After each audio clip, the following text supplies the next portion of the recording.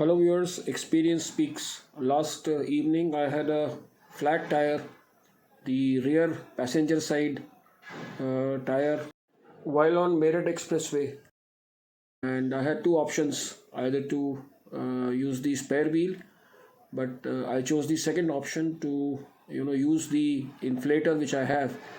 This Tusa make inflator which I bought from Amazon was good enough to take me to the next puncture shop, which was about 10 kilometers away. I had two punctures. This is the puncture which I am showing you, and the other puncture is currently not visible, but it was on the outer circumference. And another important point which I want to tell all Volkswagen and Skoda owners, that you need to have this tongue to be able to replace the wheel. This I'm trying to show you.